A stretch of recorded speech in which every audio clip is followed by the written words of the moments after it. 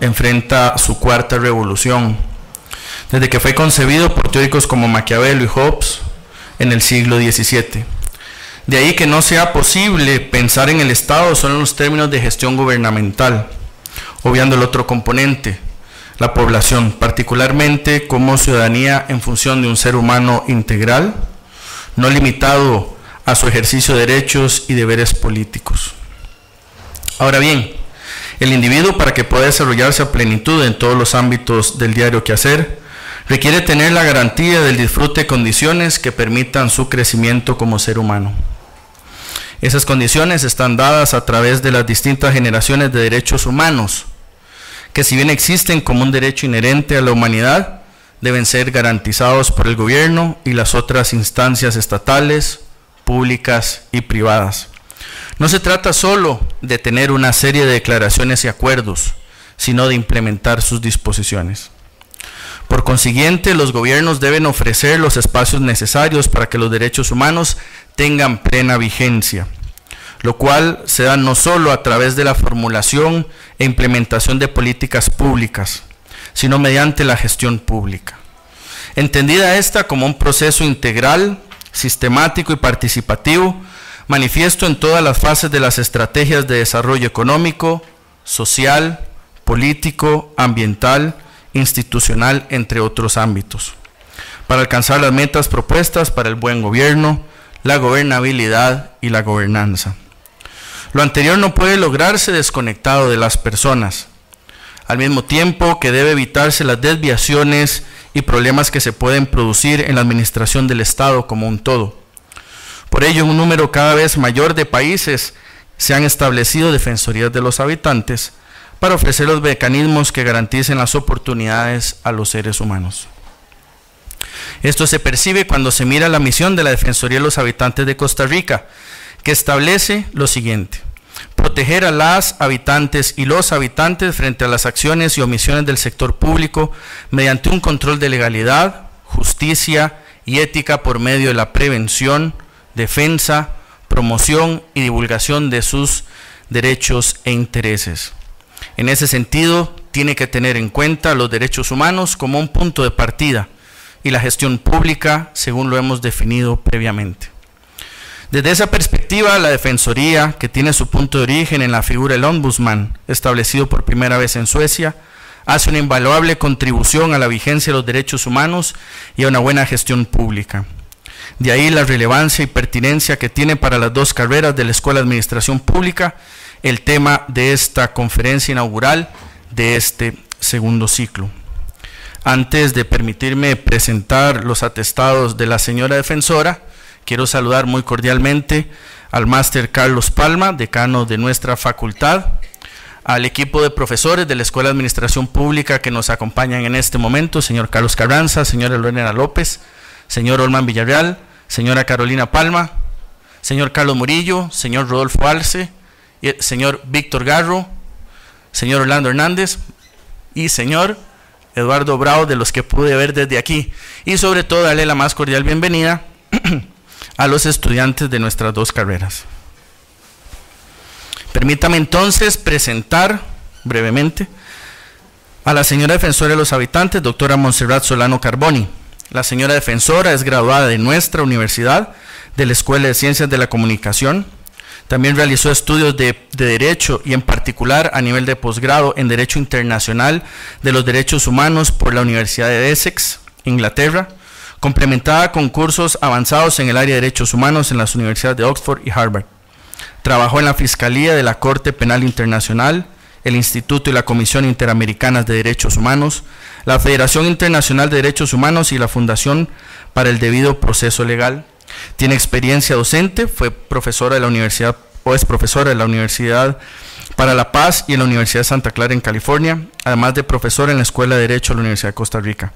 En el ámbito del periodismo, laboró en el Semanario Universidad y en el periódico La Nación, y desde el 22 de diciembre del 2014 ocupa el cargo de defensora de los habitantes, por lo cual ella tiene suficiente capacidad y suficiente experiencia para poder dictarnos la charla que tenemos hoy para esta lección inaugural, Derechos Humanos y Gestión Pública. Muchas gracias.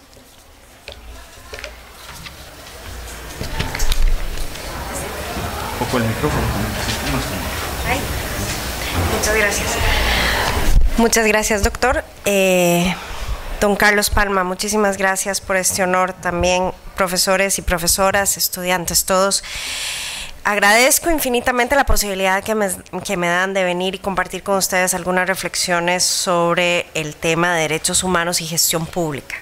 Yo creo que hace algunos años hubiera sido muy difícil pensar en una charla sobre derechos humanos en una facultad de economía, y estoy pensando de hace 20 años. Lo cierto es que el tema de derechos humanos ha ido rompiendo barreras.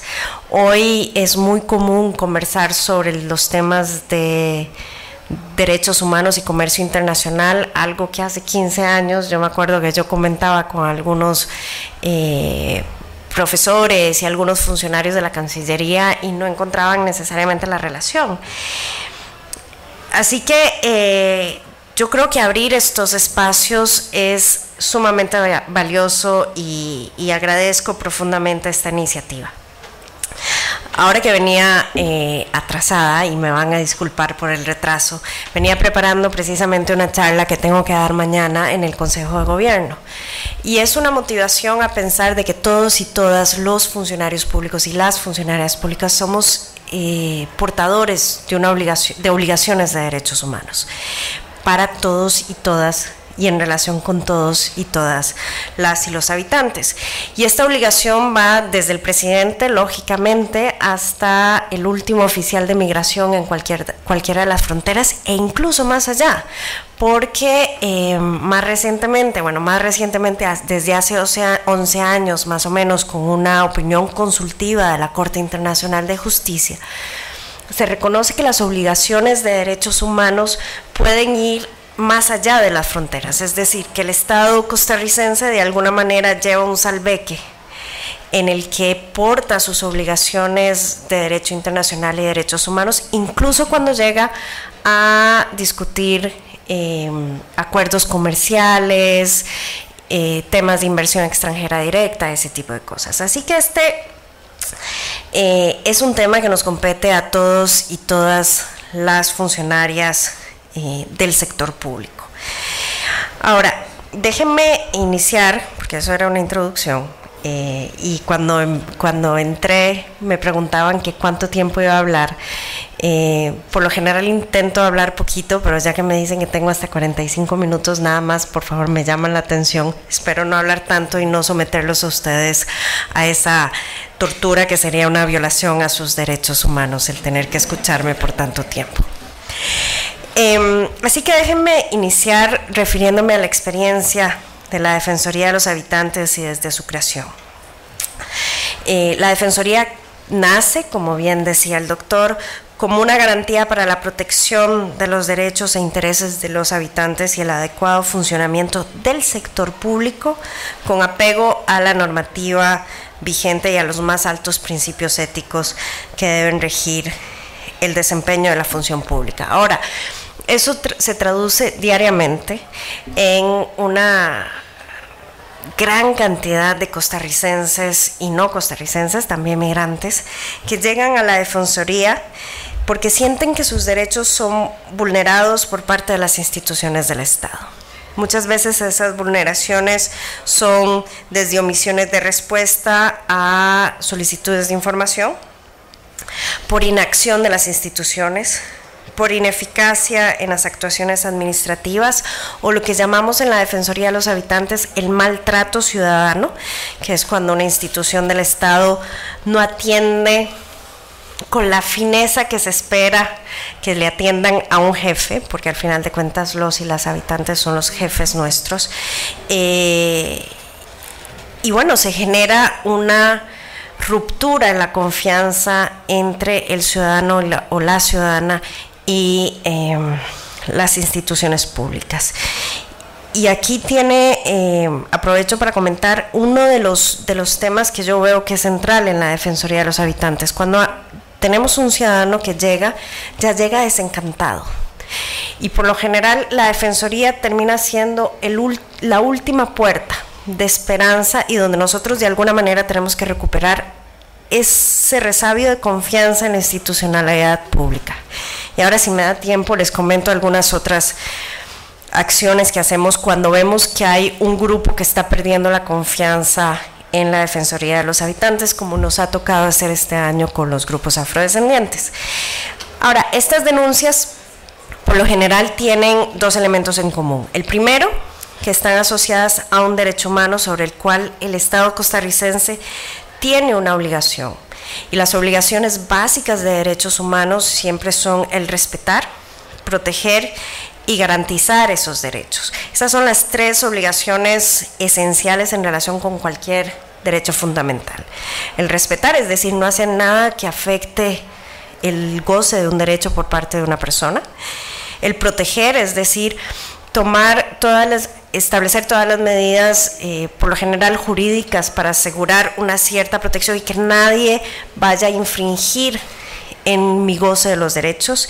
Y garantizar, es decir, tomar todas las medidas, por lo general son de política pública, para permitir el pleno disfrute de un derecho.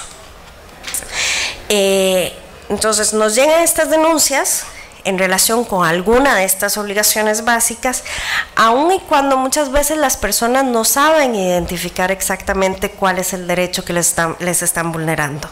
Y esto es una frase que yo debería de patentar, en realidad, porque la repito casi siempre, pero la gente no sufre las violaciones de derechos por artículos, porque no vivimos la vida en pedacitos.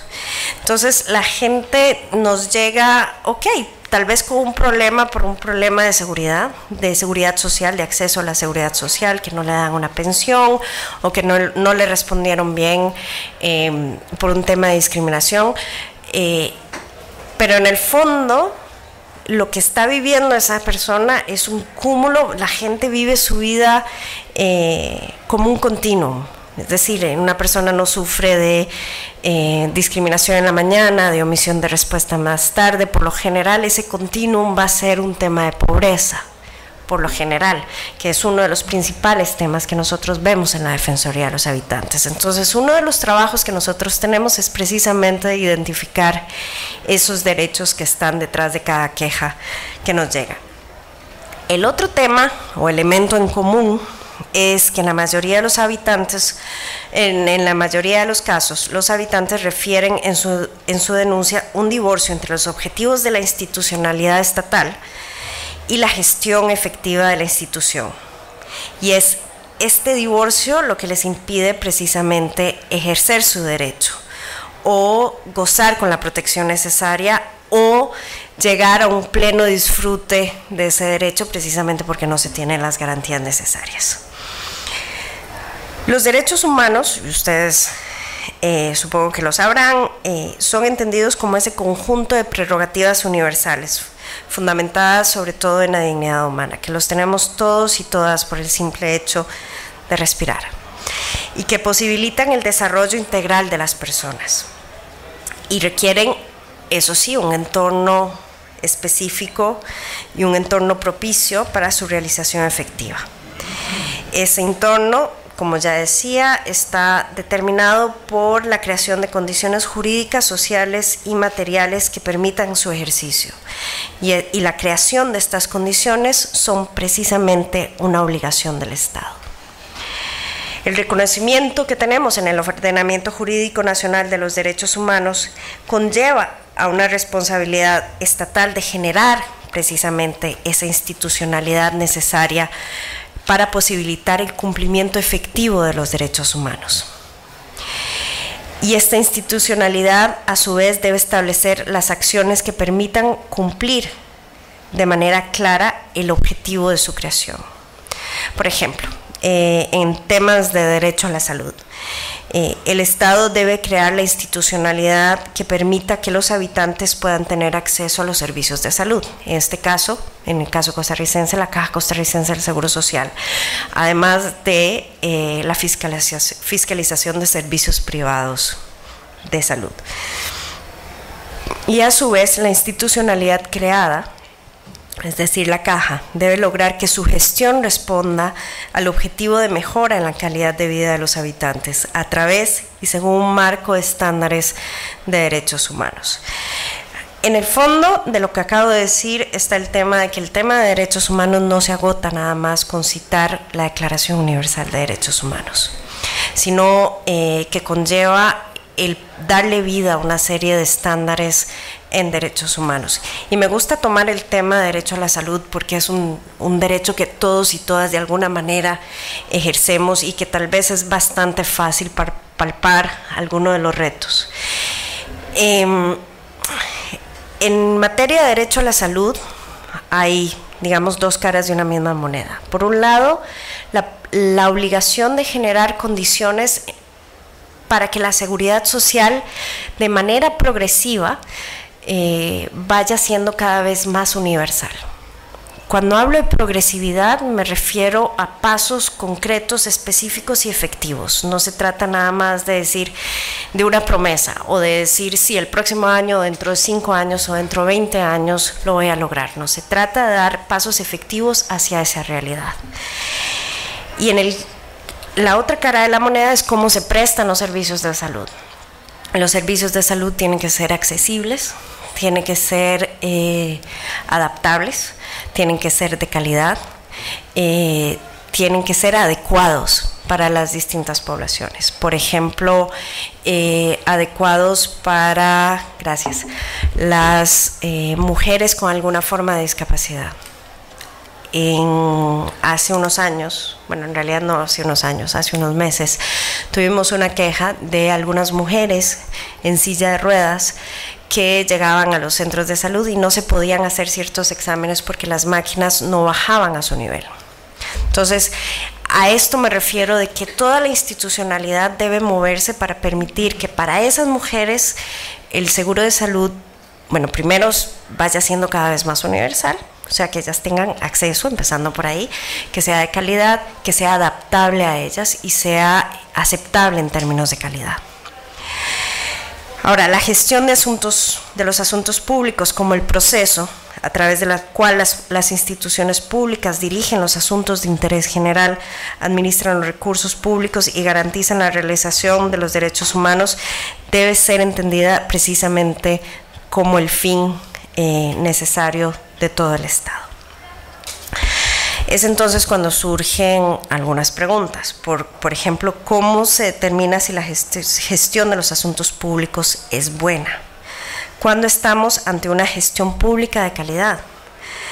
Desde una visión de derechos humanos, si se logra que esta gestión haga posible el disfrute por parte de todas las personas de sus derechos humanos, por ejemplo, si se garantiza eficazmente el derecho a la salud, a la vivienda, y sobre todo a la vivienda digna, que es como se entiende el derecho a la vivienda, a la alimentación suficiente, a la educación de buena calidad, a la buena administración de justicia y a la seguridad social y a la seguridad personal también, entre otros, estaríamos frente a una gestión pública de calidad, buena, efectiva. Pero vamos un poco al contexto internacional y revisemos lo que al respecto se ha dispuesto en materia de buena gestión, o si me permiten, de buen gobierno también. En el año 2000 se aprobó la Declaración del Milenio por parte de las Naciones Unidas. Y los países de todo el mundo fijaron una serie de tareas fundamentales y se comprometieron, entre otras cosas, a crear en los planos nacional y mundial un entorno propicio al desarrollo y a la eliminación de la pobreza. Son los famosos objetivos del milenio. Que hago un paréntesis, en este momento se han revisado, ya se aprobó, bueno, se aprobó, se preparó una nueva agenda para el año 2015, 2030, pero se va a aprobar ahora en octubre por parte de los estados. O sea, lo que falta nada más es el sello formal de los estados. Los objetivos del milenio honestamente han sido un fiasco, porque en realidad muchos países no lo han logrado. En realidad ningún país ha logrado cumplir a cabalidad con los objetivos del milenio. Pero bueno, indistintamente de eso, esta declaración consideró que el cumplimiento de los objetivos trazados dependían de la buena gestión de los asuntos públicos en cada país. Y esto constituyó un apoyo determinante a lo que se ha denominado como prácticas de buen gobierno, con las cuales se pretende establecer una serie de principios que debe reunir un gobierno y su gestión con el fin de fortalecer el régimen democrático y brindar una protección efectiva de derechos humanos. La primera distinción que tenemos que hacer es la referida al concepto tradicional de gobierno y el modernamente concebido como buen gobierno. Al referirse a la acción de gobernar, se debe visualizar el proceso de toma de decisiones y su ejecución por parte de quienes detentan el poder. Ahora bien, la acción de quienes gobiernan está circunscrita a un marco legal existente, que sirve como límite de acción y que procura la protección y seguridad de los derechos de los habitantes. El gobierno debe dirigir sus actividades y tratar de alcanzar, plenamente el objetivo propuesto, que es mejorar en todos los niveles la calidad de la vida de los habitantes, así como obtener un desarrollo sostenible en armonía con el medio ambiente. Y estos dos términos son los que en este momento están nutriendo la nueva Agenda 2015-2030. Ahora, ¿cómo alcanzar esos objetivos? Bueno, justamente entra en juego la aplicación de una serie de principios que permitirán que más que de un gobierno comencemos a hablar de un buen gobierno, el cual ha sido definido como la transparente y responsable aserción de la autoridad y el uso de los recursos por parte de los gobernantes. El Programa de Naciones Unidas para el Desarrollo define buen gobierno como participación, transparencia y rendición de cuentas. Es también efectividad y equidad. Es promoción de legalidad. El buen gobierno, dice el PNUD, asegura que las prioridades económicas, sociales y políticas están basadas en un amplio consenso social y que las voces de los más pobres y los más vulnerables sean escuchadas en los procesos de toma de decisiones sobre la distribución de los recursos del desarrollo. Y ustedes me escucharán en otros foros hablar del enfoque al desarrollo basado en derechos humanos. Y es precisamente esto, es un enfoque al desarrollo que toma en cuenta la consideración del administrado no como un mero beneficiario de la acción del Estado, sino como un verdadero sujeto de derechos. Es una acción que sea transparente, que sea participativa, con rendición de cuentas, y siempre se me olvida el último.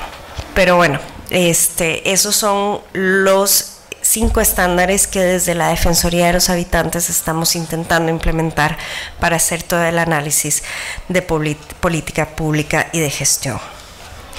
Un gobierno que cumple sus tareas de forma transparente, legal y efectiva, definitivamente respetuoso de los derechos humanos. Y en ese sentido, las prácticas de buen gobierno proveen a la sociedad de un marco para la efectiva y equitativa generación y distribución de los recursos, lo cual tiene estrecha relación y complemento con la labor esencial procurada a través del respeto de los derechos humanos, sea la protección de la dignidad inherente a cada ser humano. Y en palabras de la Comisión de Derechos Humanos de las Naciones Unidas, esa que antecedió al actual Consejo de Derechos Humanos de Naciones Unidas, un buen gobierno es democracia, respeto por los derechos humanos, las libertades fundamentales, incluyendo el derecho al desarrollo, la transparencia, la rendición de cuentas en todos los sectores de la sociedad, así como una activa participación de la sociedad civil. Todo esto es parte esencial de la realización del ser humano dentro de un concepto de desarrollo sostenible. Y reconociendo precisamente la estrecha relación entre el buen gobierno y los derechos humanos, la Comisión de Derechos Humanos de la ONU en el año 2000 emitió una resolución que se denominaba el rol del buen gobierno en la promoción de los derechos humanos. Y en esa se tomaba en consideración los compromisos asumidos en la Declaración del Milenio. Y en esa declaración se reconoce que la transparencia, la responsabilidad, la rendición de cuentas, la participación y la respuesta a las necesidades y aspiraciones de las personas es el fundamento en el cual descansa todo buen gobierno. Y dicho fundamento es un requisito sine qua non para la promoción de los derechos humanos, incluyendo el derecho al desarrollo.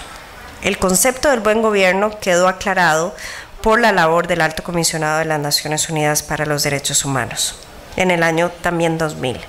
La Comisión vinculó expresamente el buen gobierno con un entorno propicio, favorable para el goce de los derechos humanos y para el crecimiento y el desarrollo humano sostenible. Y se establecen así una serie de características fundamentales que debe reunir un buen gobierno y que deben estar reflejadas indiscutiblemente en la gestión pública. Y ahora me voy a extender un poquito más sobre el tema de la transparencia. Ustedes entenderán, transparencia no es un término que sea muy oscuro, es bastante transparente, se refiere a la posibilidad efectiva de brindar información clara a las personas sobre las acciones del gobierno, las regulaciones existentes y las decisiones que se toman. Eso muy simplificado. Una institución es transparente cuando sus actividades, decisiones están abiertas al examen público. La transparencia es el mecanismo para lograr el derecho a la información. Y el derecho a la información está protegido por el artículo 13 de la Convención Americana de Derechos Humanos. El artículo 13 habla de la libertad de expresión. Y la Corte Interamericana de Derechos Humanos ha definido la libertad de expresión como un derecho de doble vía, en el que yo tengo derecho a expresarme sin limitaciones, pero también ustedes tienen derecho a escuchar lo que quiera decir yo o el doctor, es decir, el derecho a acceder a múltiples visiones de mundo y de información. De ahí que para la Corte Interamericana de Derechos Humanos el acceso a la información y por lo tanto la transparencia sea en sí mismo un derecho humano. Y hay gran cantidad de jurisprudencia al respecto, tanto en el ámbito interamericano como en el Sistema Universal de Naciones Unidas. Sobre la responsabilidad, se ha comenzado a avanzar tanto respecto de la responsabilidad en el sector del gobierno como de las organizaciones de la sociedad civil y también del sector privado. Y cada vez más se escucha de la responsabilidad de las empresas en relación con temas de derechos humanos. Y cada vez más se escucha sobre la responsabilidad penal de las empresas sobre violaciones graves a los derechos humanos. Esto es un concepto que a nosotros nos queda muy extraño porque en el marco jurídico costarricense las empresas no tienen responsabilidad penal, son las personas. Pero en Alemania, bueno, y en general en Europa ya se ha ido avanzando hacia un concepto de responsabilidad penal de las personas jurídicas. Y hay una gran cantidad de casos en los que las empresas privadas están siendo condenadas, ya sea civilmente o incluso penalmente, por violaciones de derechos humanos cometidos fuera de donde tienen la sede. Lo cual es en sí mismo un tema bastante complejo que incluye las obligaciones extraterritoriales y dónde tiene su sede la empresa. Pero les pongo un ejemplo y es un caso en el que me tocó trabajar cuando cayó el régimen de Gaddafi. En una de los búnkers se encontraron unas máquinas para hacer escuchas telefónicas e interceptaciones de correos electrónicos de una empresa que se llama Amesis. Amesis es una empresa francesa.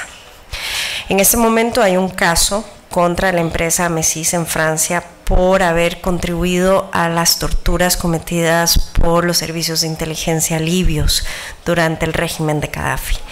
El proceso todavía está en seguimiento, pero nada más para darles una idea a ustedes de hacia dónde va un poco el desarrollo del tema de derechos humanos. Y también en este caso se ha hablado muchísimo de la responsabilidad del Estado, de regular sus empresas y también de asegurar acciones judiciales en relación con esas empresas. Y esto me lleva al otro tema fundamental de un buen gobierno, y es la rendición de cuentas. Por supuesto, tenemos que tener criterios para medir las actuaciones de los funcionarios públicos, o bien del sector privado o las organizaciones de la sociedad civil, de forma tal que respondan tanto el funcionario como la institución a la que pertenece por sus acciones.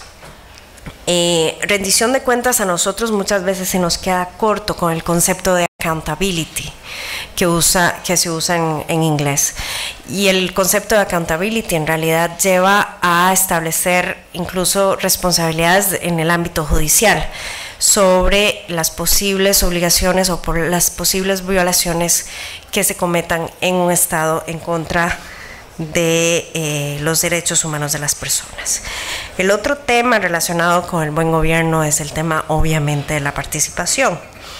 Las personas deben ser y son agentes del desarrollo. La participación implica que las estructuras gubernamentales sean suficientemente flexibles para ofrecer a distintos grupos sociales la oportunidad de mejorar el diseño y la implementación de las políticas y de los programas públicos. El otro concepto de un buen gobierno, lógicamente, es el tema de la legalidad, es decir, que haya y exista un marco jurídico que permita la protección efectiva de los derechos de las personas, así como su justa y consistente aplicación. Otro tema y otro elemento fundamental del buen gobierno es la efectividad y sobre todo la eficiencia, de manera que los procesos de las instituciones produzcan resultados que satisfagan las necesidades de las personas, haciendo el mejor uso de los recursos públicos. El concepto de eficiencia en el contexto del buen gobierno también está referido al uso sostenible de los recursos naturales y la protección del medio ambiente. Equidad e inclusividad es otro elemento fundamental de un buen gobierno. Todos los miembros de la sociedad tienen el derecho a ser incluidos en el quehacer social. Esto significa que todos los grupos, en especial los más vulnerables, tengan la oportunidad de mantener o mejorar su calidad de vida. Y este es un tema que para la Defensoría de los Habitantes es fundamental, sobre todo si hablamos de desarrollo desde un enfoque de derechos humanos. Ahora, la discriminación no es única y exclusivamente la discriminación directa. Discriminación directa, para poner un ejemplo muy burdo, sería que a alguien no lo dejemos entrar por esa puerta por alguna condición física, porque tenga la piel de algún color u otro, por sus creencias religiosas o políticas. Eso es discriminación indirecta, pero la verdad es que la discriminación menos común, la discriminación indirecta, es la más común. La discriminación indirecta es aquella cuando tenemos una política pública que pretende ser neutra, pero sus efectos son discriminatorios. Y esa es la discriminación más común, a veces la más difícil de probar, pero definitivamente la que hoy en día genera efectos más nocivos y más amplios. Finalmente, la última característica que quiero mencionar respecto de un buen gobierno es la respuesta a las necesidades. La administración debe responder eficientemente a las necesidades de la población de forma oportuna y eficiente. Todos estos elementos que mencioné anteriormente son soportados y reforzados entre sí. La rendición de cuentas está relacionada con la participación necesariamente, la cual exige también de la transparencia, y por supuesto todo esto influye en el cumplimiento de la legalidad. Además, no podemos tener participación plena si tenemos discriminación y exclusión y sin un marco de derecho que nos permita de alguna manera tener una rendición de cuentas adecuada. Los europeos han incorporado en un instrumento internacional del derecho a la buena administración. La Carta de Derechos Fundamentales de la Unión Europea del año 2000 incluye en el artículo 41 el derecho a la buena administración. Y de esta forma se logra llevar a la categoría de derecho humano, por lo menos en el ámbito europeo, con las implicaciones que eso conlleva, una serie de principios legales probablemente existentes en muchos países, pero sin una correlación que permita establecer claramente que son parte de un concepto más amplio, tal como es ahora el derecho humano a la buena administración.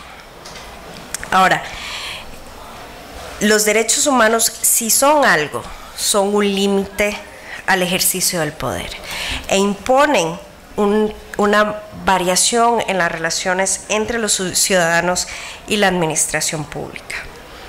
Los principios de buen gobierno permiten modernamente propiciar una gestión pública de calidad, revisando esas relaciones a la luz del respeto a los derechos humanos, que tienen que ser el límite esencial de cualquier actuación del Estado, identificando conductas o procedimientos administrativos que respeten el derecho de las personas precisamente para modificarlos y mejorar la administración pública. La Defensoría de los Habitantes precisamente se ha dado la tarea de cumplir con su competencia de control de la gestión pública y de alguna manera, si nos vemos partícipes en los conceptos de desarrollo, es precisamente a través de esta labor de vigilancia de las instituciones del Estado y del respeto a los derechos humanos. El control de legalidad que ejercemos desde la Defensoría está íntimamente relacionado con una legalidad entendida en su concepción más amplia, abarcadora de principios contenidos y desarrollados en los derechos humanos de obligada protección por parte del Estado. Y en ese sentido, la Defensoría también ha resultado conveniente a lo largo de los años para ir definiendo, interpretando y aplicando muchos de los principios incluidos en el buen gobierno, de forma tal que la labor de la Defensoría se fortalezca con la exigencia efectiva de dichos principios a las autoridades del Estado y que se logre un verdadero empoderamiento de los y las habitantes en esa relación especial con el Estado y que se permita una verdadera rendición de cuentas. De esa manera, la Defensoría de los Habitantes, si se quiere, forma parte precisamente de los mecanismos de recursos efectivos para el cumplimiento de los derechos humanos a nivel nacional.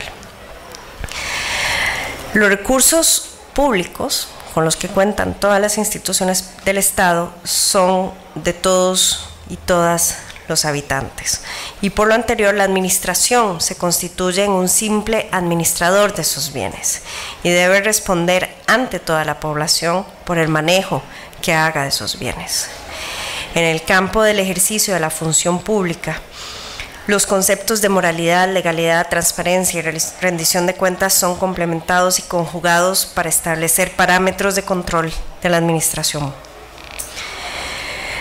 Buena administración significa adoptar las medidas que sirvan como mecanismos para prevenir no solo la corrupción, por supuesto también la corrupción, sino que además permitan el manejo eficiente y equitativo de los recursos que transitoriamente son depositados en los gobernantes de turno. Esto con un objetivo: el cumplimiento efectivo de los derechos humanos. Y a mí a veces algunos politólogos me critican, pero yo concibo a los derechos humanos como el fin esencial de toda acción del gobierno. La incorporación del derecho a una buena administración en las resoluciones de la Defensoría pretende evidenciar la necesidad de revisar qué tipo de administración se está propiciando y fortalecer el derecho de los habitantes a que por medio de una administración que cumpla parámetros de transparencia, legalidad, rendición de cuentas, equidad, inclusividad, responsabilidad, se logre una participación activa y genuina en un desarrollo social respetuoso de los derechos humanos.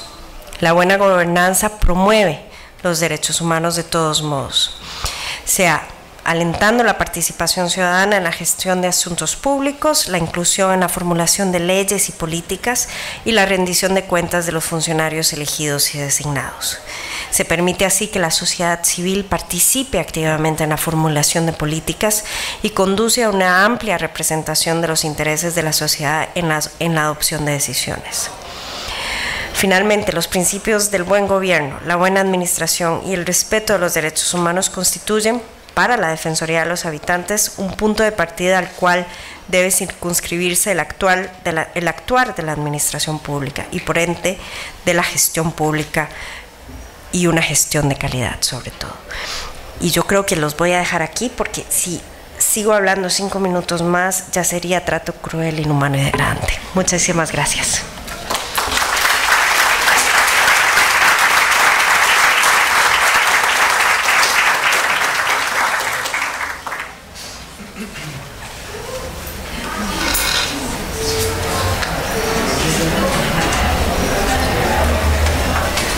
Aló. Bien, agradecemos a la señora defensora por su disertación, puntual, clara. Vamos ahora a pasar a la sección de preguntas, comentarios de parte de los y las estudiantes o de algunos de los profesores. Antes de esto quisiera saludar al señor Carlos Murillo, director de la Escuela de Administración de Negocios, que nos honra con su presencia, al profesor Denis Parra, que no había tenido la oportunidad de saludar, y Catalina Esquivel, que había visto por ahí, que le transmiten los saludos. Me voy a dar el permiso, si se quiere, de tratar de resaltar, sé que lo voy a hacer de manera injusta, señora defensora, lo que usted nos explica en la tarde de hoy. Mientras vamos preparando las preguntas, ahí está Tatiana, que tiene el micrófono para que ustedes lo hagan de viva voz para poder hacer este diálogo con la señora defensora. En cuanto a los derechos humanos, derechos fundamentales, doña Montserrat nos hablaba de que el Estado tiene la obligación de garantizar la protección de estos derechos humanos y el respeto, y nos hace una llamada de atención importante. Y nosotros que somos estudiantes de esta Escuela de Administración Pública, acerca del divorcio que existe entre los objetivos institucionales y la razón de ser y la esencia misma de la administración pública y la aplicación de esto en la vida real, que sería a través de los procesos de gestión que llevamos a cabo. De tal manera que ahí nos llama mucho la atención precisamente esto, y esto es parte de lo que nosotros estudiamos en nuestras aulas. Y doña Montserrat también nos hacía la llamada de atención sobre qué es el buen gobierno en sus distintas en los ámbitos, a llamarnos a que tenemos que precisar en lo que es participación, transparencia, rendición de cuentas, un elemento fundamental en la administración pública que es el marco de legalidad, tal como lo establece el artículo 11 de la Constitución Política, el artículo 11 de la Ley General de Administración Pública, del tema de la obligación de responder a las necesidades que la sociedad como un todo tiene y demanda que atienda la gestión pública. Y cerrando su intervención, la señora defensora nos hablaba bueno, que la buena administración es un derecho humano, y dentro del concierto internacional pues se empieza a trabajar sobre esto, hay normativas relacionadas con esto.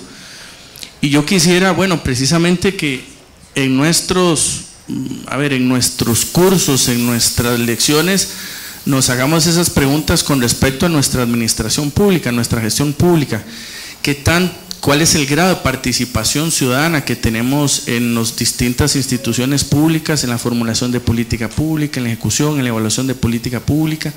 ¿Qué tan transparente es nuestra administración pública? ¿Qué tanto acceso hay de las personas a los distintos servicios en la calidad que se demanda? Y para cerrar, el tema de la rendición de cuentas, entendido esto como no solamente decir qué hicimos y qué no hicimos, sino también poner a la disposición de quienes nos han puesto en nuestros cargos, señora defensora. Bueno, si cumplimos si cumplimos bien, una palmadita, pero si no cumplimos, ¿qué pasa? ¿Verdad? Con todas estas demandas que no dudo que día a día recibe usted en su despacho. Así que con este pequeño resumen, invitación a algunas reflexiones, quisiera darles la palabra a ustedes para las preguntas, comentarios, aprovechando la presencia de la señora defensora, inclusive también, ¿por qué no?, en la gestión misma de la defensoría, que es el momento que deberíamos aprovechar también para preguntar y comentar al respecto, ¿no? Así que adelante.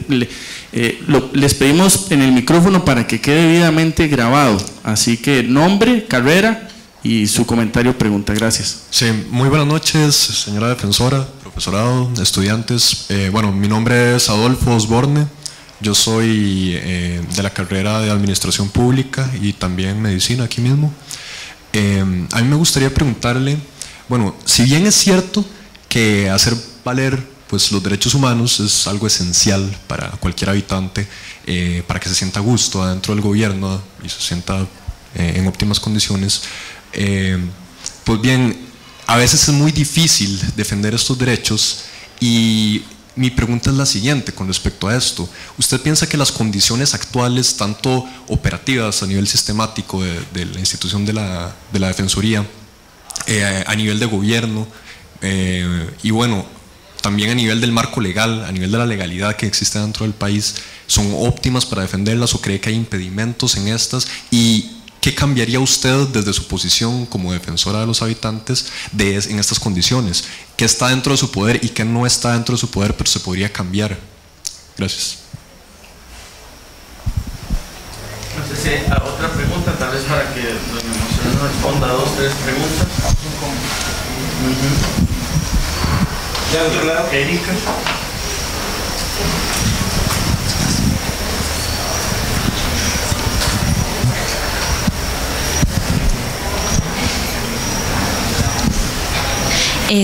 Buenas noches, mi nombre es Erika Sánchez, soy estudiante de Administración Pública y de Economía, y mi pregunta es de un caso muy puntual en Costa Rica, y es de las recientes denuncias que se están haciendo desde Salitre, que nuevamente están siendo atacadas. Quisiera saber cuál es la posición de la Defensoría y qué están haciendo al respecto, porque personalmente no he encontrado información, no he leído ninguna noticia al respecto, y me parece sumamente importante porque se dio la directriz de que estas personas fueran protegidas, y ellos mismos denuncian que la policía está del lado de los mercenarios que lo están atacando. Entonces sí me interesaría saber cuál es su posición. Gracias. Un comentario, una pregunta más. Vámonos, Carolina. Carolina Flores, yo soy docente en este momento de Administración Pública, el módulo de Gestión de Conocimiento y la Investigación en la Sociedad. Uno de los temas que vamos a ver próximamente es gobierno abierto, y vamos a tratar ese tema precisamente para que no salgan de la carrera sin tener todo eso claro. Una de las cosas que se me venía a la mente ahora es qué tanta capacidad tiene la Defensoría para ir donde todavía nadie lo ha llamado. Es decir, cuando todavía los ciudadanos no se han dado cuenta de que hay algo que tendrían que denunciar y que hay un derecho que está siendo violentado, qué tanta capacidad legal y técnica tiene la Defensoría para intervenir. Pienso en el caso más reciente, por ejemplo, del acceso a los datos de la Caja Costarricense del Seguro Social. La Caja lo denuncia, y denuncia a una empresa por haber entrado supuestamente sin autorización. Sin embargo, todo parece indicar que la autorización existe y que hay un problema en la política, o la falta de una política de la Caja que plantee condiciones específicas de cómo se puede tener acceso a esos datos. El expediente médico, el expediente digital de la Caja es otro de los temas en donde hay un derecho que está siendo vulnerado, pero que la ciudadanía todavía no está dándose cuenta de eso. Entonces quisiera saber si la Defensoría puede intervenir en esos casos, si el marco legal lo permite y si tiene capacidad para hacerlo. ¿Otra pregunta?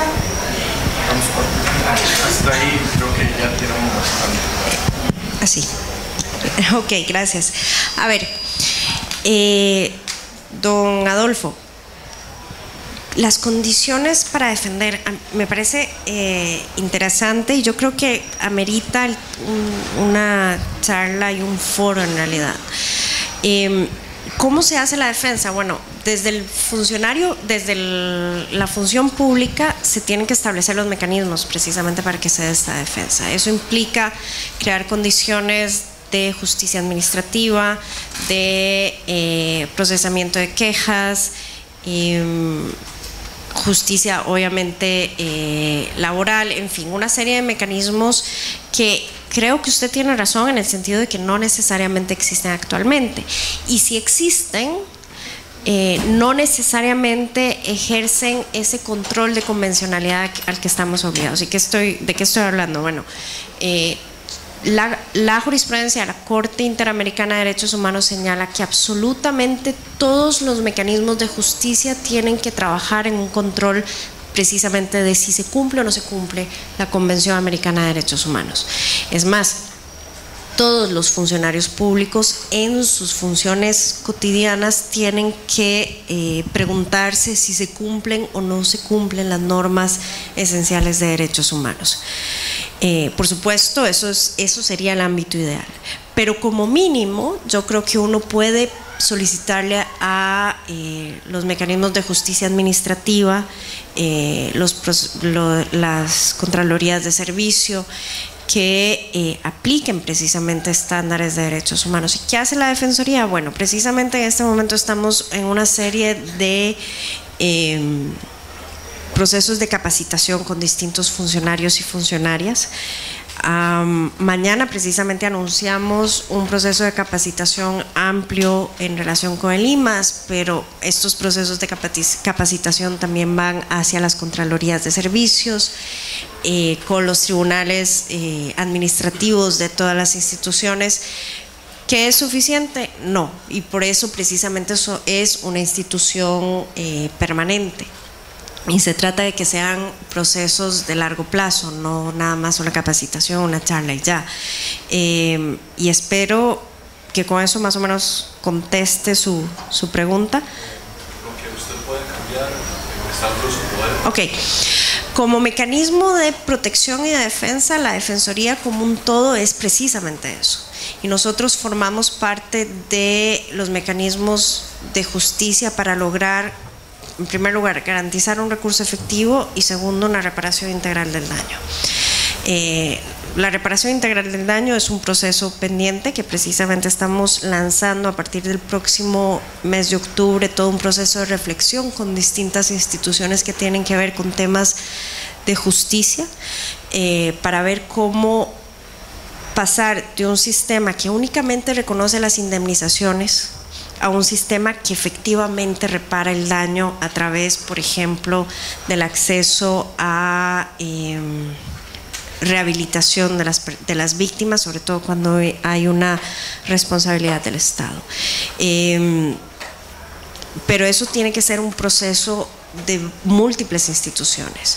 ¿Qué cambiaría yo? Si por mí fuera, yo soñaría con instituciones públicas que a lo interno tengan un verdadero control de respeto a los derechos humanos. ¿Ese es el caso?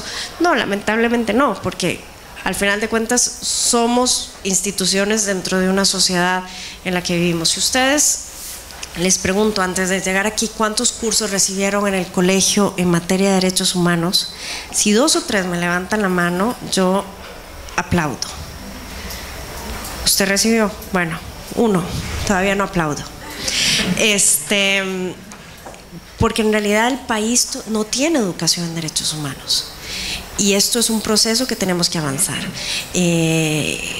La Defensoría ha hecho una exhortativa a distintas instituciones, incluso de educación secundaria, para avanzar hacia mecanismos de educación en derechos humanos. Pero imagínense ustedes que hay facultades de derecho donde no se enseñan derechos humanos, y si se enseñan como un contenido dentro de una materia. Aquí en la Facultad de Derecho de la UCR sí se enseñan, pero tampoco hay una gran cantidad de programas especializados en derechos humanos. Hay solo una universidad del Estado bueno, la UNED, que tiene una maestría en Derechos Humanos. Bueno, la Universidad de La Paz, pero para mí la UPAS es más una universidad internacional, porque bueno, tiene ese enfoque, ¿no? No es una universidad nacional. Y ya. Eso en derecho. La exhortativa que hace la Defensoría de los Habitantes es para que se incluya educación en derechos humanos a docentes, porque las escuelas, ¿cómo van a educar en derechos humanos docentes que no han recibido formación en derechos humanos? Y también los profesionales en ciencias de la salud. Para nosotros es fundamental que ellos reciban educación en derechos humanos. Salitre. Salitre, estamos allá desde la semana pasada, la Defensoría de los Habitantes, con un grupo de personas. Hemos tenido contacto desde el sábado, no el pasado, sino el anterior, es más, desde el viernes, con yo personalmente, con las instituciones del Estado. La Defensoría entró a Salitre el lunes. El lunes de la mañana, le voy a ser muy sincera, no encontramos un puesto de control. Me dicen que en este momento hay más de 300 policías que honestamente no saben muy bien qué es lo que tienen que hacer. No saben muy bien por qué están defendiendo qué. En realidad no tienen claro qué están haciendo ahí. Nada más los envían a que eviten un conflicto, pero un conflicto que ni siquiera entienden. Y es una de las exhortativas que la Defensoría de los Habitantes desde octubre del año pasado estamos haciéndole al Estado, de abordar el problema con un enfoque muchísimo más integral, muchísimo más de fondo. Es un problema que no se va a resolver con policías. Las quejas que usted tiene respecto de la policía de Buenos Aires también las tenemos nosotros, de que es policía que supuestamente, no puedo asegurarlo, pero los policías la ven a favor de los finqueros, lo que ellos llaman los blancos, o los no indígenas, para ser más exactos. Por eso la Defensoría siempre ha insistido que se traiga policías desde otras zonas. Y en este momento hay policía de frontera, hay policía sapeadores, y hay otros policías de otro grupo, pero que no son de Buenos Aires, pero que tampoco saben qué es lo que están haciendo. Precisamente en el momento de todo el retraso que tuve, que fue de dar la vuelta a la rotonda, estaba hablando con el Ministerio de Seguridad precisamente para que la Defensoría vaya y les haga una formación a los policías que en este momento está allá. ¿Va a ser suficiente? No, pero por lo menos empezamos por algún lugar. No se están cumpliendo las medidas cautelares, pero sobre todo el problema, insisto, no se va a resolver con más policías ahí. El problema es un problema de tierras, es un problema de un Estado que no le reconoce a los indígenas esa relación especial que tienen con la tierra y que la Corte Interamericana ha calificado como un verdadero derecho de propiedad. No es una concesión del Estado, ellos son propietarios de esos terrenos. Pero bueno, ¿qué vamos a hacer? Bueno, en los próximos días, mañana me tienen que presentar un informe de cumplimiento que eventualmente estaríamos enviando a la Comisión Interamericana sobre el cumplimiento de las medidas cautelares, y a partir de ahí también una carta al presidente de la República para que se den pasos visibles y efectivos para resolver el problema de la seguridad territorial. No es la primera exhortativa que le hacemos al gobierno. Yo ya he firmado 4 cartas, no 3 cartas, esta sería la 4ª, y la respuesta del Estado son ciertas acciones que honestamente son insuficientes, y espero con eso haber contestado su pregunta. Sobre gobierno abierto, ¿cómo saber, cómo ir donde no nos han llamado? Bueno, eso es todo un proceso en el que estamos, y es un proceso de gestión también, en el que la Defensoría tiene que pasar de resolver quejas y expedientes a resolver problemas. Es todo un cambio institucional hacia donde nos estamos moviendo. Estamos estableciendo ciertas metodologías de análisis más de contexto para establecer, incluso alertas tempranas, sobre todo por parte de las oficinas regionales, pensando, digamos, en lo geográfico.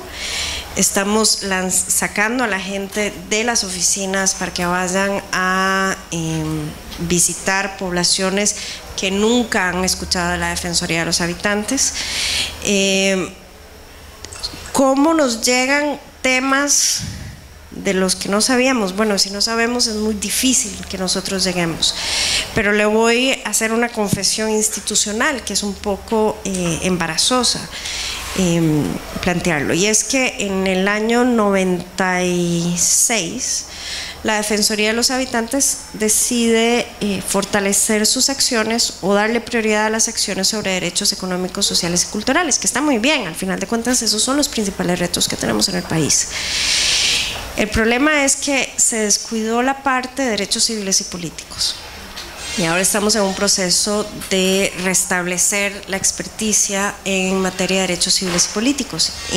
Y estamos entrando a trabajar temas, por ejemplo, de derecho a la privacidad, que se han tratado en la Defensoría, pero no necesariamente desde una perspectiva de derechos humanos. Sobre el expediente médico, la Defensoría ha hecho 1 y 1000 exhortativas a la Caja Costarricense del Seguro Social de que se implemente. En este momento creo que la implementación es, si acaso, de un 15-20%, o por lo menos hasta el último informe anual de la Defensoría. Tenemos un análisis al respecto. ¿Y qué formas de intervención tenemos? Bueno, la Defensoría hace recomendaciones. Ahora, ustedes habrán escuchado que las recomendaciones de la Defensoría no son vinculantes. Bueno, en realidad sí lo son, porque lo basamos en el principio de legalidad. Es decir, la Defensoría le hace una exhortativa al funcionario, a la institución pública, a cumplir con la ley. Es, si se quiere, un gentil recordatorio antes de que el problema se le convierta en algo muchísimo más serio. Entonces, de alguna manera, la vinculancia a las obligaciones de las recomendaciones de la Defensoría las da la propia ley. Y además, la Defensoría no cierra un expediente hasta que no tengamos una respuesta satisfactoria respecto del cumplimiento de las recomendaciones de la Defensoría de los Habitantes. En el caso de la Caja Costarricense del Seguro Social, tenemos una investigación del 2012 bastante amplia sobre distintos problemas en la Caja. Desde el 2012 pedimos informes semestrales a la Caja Costarricense del Seguro Social sobre problemas de gestión, problemas administrativos y de finanzas, y también sobre la parte médica, de manejo de filas. ¿Qué más? Bueno, en fin, ustedes ven que en el 2012 nosotros lanzamos el informe, y en el informe anual de la Defensoría de este año podrán ver el seguimiento de algunas de esas recomendaciones. Lo cierto es que en la parte administrativa han avanzado bastante en el cumplimiento de las recomendaciones de la Defensoría. En la parte de filas, expediente médico, o sea, propiamente en la parte de calidad del servicio de salud, ahí es donde no tenemos tanto avance.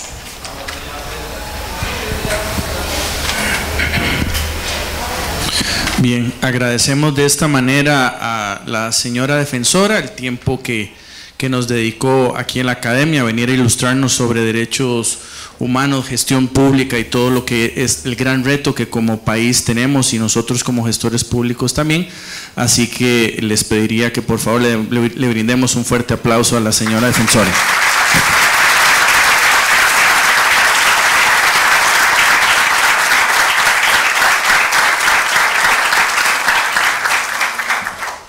Bien, agradezco a los profesores que nos acompañaron, a las autoridades universitarias. Le agradezco al profesor Carlos Murillo, director del doctorado de Gobierno y Políticas Públicas de nuestra universidad, el que nos haya permitido dentro de su curso de Agenda Internacional que hayamos hecho este pequeño paréntesis, lo cual significa que los estudiantes de Agenda Internacional permanecen en el auditorio. Muchas gracias, buenas noches.